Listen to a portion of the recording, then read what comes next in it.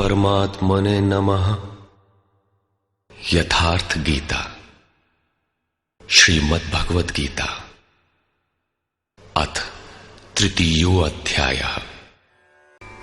जो इस युद्ध में प्रवृत्त नहीं होता उसकी क्या गति होती है, इस पर कहते हैं, ये त्वेतदभ्यसूयन्तो नानुतिष्ठन्ति मे मतम् सर्वज्ञानविमूढांस्तान् विद्धि नष्टान चेतसः। जो दोष दृष्टि वाले अचेतसः, मोह निशा में अचेत लोग मेरे इस मत के अनुसार नहीं बरतते, अर्थात ध्यानस्थ होकर आशा, ममता, संताप रहित होकर समर्पण के साथ युद्ध नहीं करते। सर्वज्ञान विमूढ़ान, ज्ञान पथ में सर्वथा मोहित उन लोगों को तू कल्याण से भ्रष्ट हुआ ही जान। जब यही सही है तो लोग करते क्यों नहीं, इस पर कहते हैं, सदृशं चेष्टते स्वस्याः प्रकृतेर्ज्ञानवानपि प्रकृतिं यान्ति भूतानि निग्रहः किं करिष्यति। सभी प्राणी अपनी प्रकृति को प्राप्त होते हैं, अपने स्वभाव से परवश होकर कर्म में भाग लेते हैं। प्रत्यक्षदर्शी ज्ञानी भी अपनी प्रकृति के अनुसार चेष्टा करता है। प्राणी अपने कर्मों में बरतते हैं और ज्ञानी अपने स्वरूप में। जैसा जिसकी प्रकृति का दबाव है वैसा ही कार्य करता है, यह स्वयं सिद्ध है। इसमें निराकरण कोई क्या करेगा। यही कारण है कि सभी लोग मेरे मत के अनुसार कर्म में प्रवृत्त नहीं हो पाते। वे आशा, ममता, संताप का, दूसरे शब्दों में राग द्वेष का त्याग नहीं कर पाते, जिससे कर्म का सम्यक आचरण नहीं हो पाता। इसी को और स्पष्ट करते हैं और दूसरा कारण बताते हैं, इंद्रियस्येन्द्रियस्यार्थे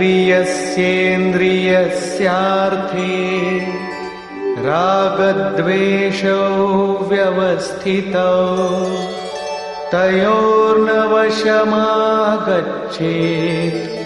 तौ ह्यस्य परिपन्थिनौ।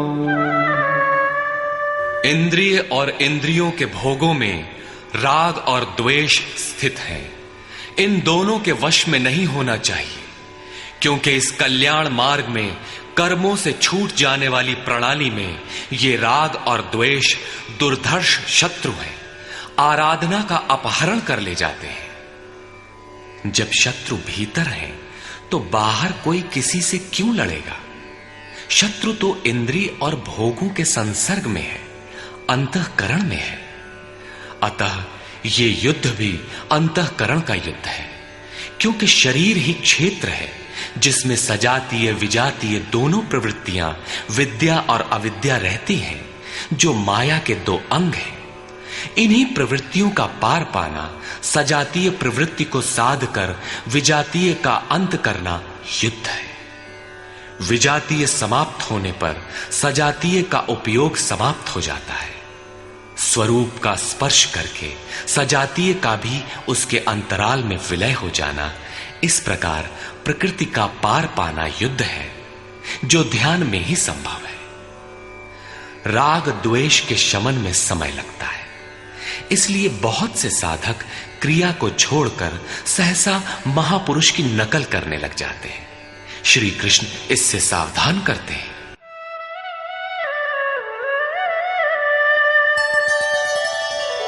श्रेयान् स्वधर्मो विगुणः परधर्मात् स्वनुष्ठिता स्वधर्मे निधनं श्रेयः परधर्मो भयावह। अच्छी प्रकार आचरण किए हुए दूसरे के धर्म से गुण रहित भी अपना धर्म अधिक उत्तम है। स्वभाव से उत्पन्न कर्म में प्रवृत्त होने की क्षमता स्वधर्म है। अतः स्वधर्माचरण में मरना भी परम कल्याणकारक है। अपनी क्षमता के अनुसार कर्म में प्रवृत्त होने से साधक एक न एक दिन पार पा जाता है। जहां से साधन छूटेगा, शरीर मिलने पर वहीं से पुनः प्रारंभ होगा। आत्मा तो मरता नहीं। शरीर अर्थात वस्त्र बदलने से आपके बुद्धि विचार बदल तो नहीं जाते। आगे वालों की तरह स्वांग बनाने से साधक भय को प्राप्त होगा। भय प्रकृति में होता है, परमात्मा में नहीं। प्रकृति का आवरण और घना हो उठेगा। स्वधर्म क्या है? अध्याय 2 में श्री कृष्ण ने स्वधर्म का नाम लिया था कि स्वधर्म को भी देखकर तू युद्ध करने योग्य है। क्षत्रिय के लिए इससे बढ़कर कल्याणकारी मार्ग नहीं है। स्वधर्म में अर्जुन क्षत्रिय पाया जाता है। संकेत किया कि अर्जुन, जो ब्राह्मण है, वेदों का उपदेश उनके लिए क्षुद्र जलाशय के तुल्य है। तू वेदों से ऊपर उठ और ब्राह्मण बन, अर्थात स्वधर्म में परिवर्तन संभव है। वहां पुनः कहा कि राग द्वेष के वश में न हो, इन्हें काट, स्वधर्म श्रेयस्कर है। इनका यह आशय नहीं है कि अर्जुन किसी ब्राह्मण की नकल करके उस जैसी वेशभूषा बना ले। एक ही कर्म पथ को महापुरुष ने 4 श्रेणियों में बांट दिया: निकृष्ट, मध्यम, उत्तम, अति उत्तम। इन श्रेणी के साधकों को क्रमशः शूद्र, वैश्य, क्षत्रिय और ब्राह्मण की संज्ञा दी।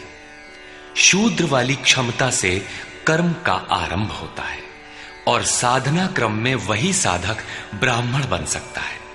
इससे भी आगे जब वो परमात्मा में प्रवेश पा जाता है तो न ब्राह्मणो न क्षत्रियः न वैश्यो न शूद्रः चिदानंद रूपः शिवः केवलोहम्।